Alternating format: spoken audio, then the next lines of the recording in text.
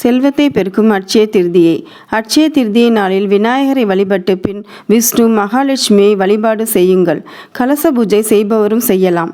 வாங்க வேண்டிய பொருள் தங்கம், வெள்ளி. மகாலட்சுமிக்குரிய உப்பு வாங்கி வைத்தும் வணங்கலாம். அவல் பாயசம், பால் பாயசம் படைக்கலாம். சித்திரை மாதம் அமாவாசைக்கு அடுத்து வரும் வளர்பிறை திருதியை திதி அட்சய திருதியை. அட்சயம் என்றால் வளர்தல் என்று பொருள். இன்று நாம் செய்யும் செயல் பன்மடங்கு பல்கி பெருகும். மேசத்தில் சூரியனும் சந்திரனும் இருக்கும் நாள். அவர்கள் பலம் பெற்று உள்ளதால் நமக்கு நல்ல பலன்கள் கிடைக்கும்.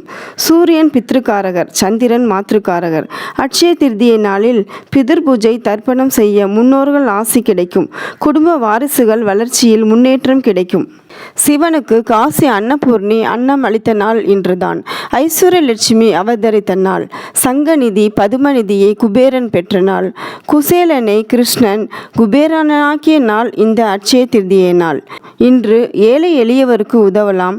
நோயாளிக்கு இலவசமாக மருந்து மாத்திரை வாங்கி தரலாம். உணவு, நீர், உடை தானம் தரலாம். செருப்பு, குடை தேவைப்படுபவருக்கு தானமாக தரலாம். தாகம் தணிக்க நீர்மோர் பானகம் தரலாம். நாய் பசுவிற்கு உணவு தரலாம். இதனால் நமக்கு நல்ல பலன்கள் பன்மடங்காக கிடைக்கும்.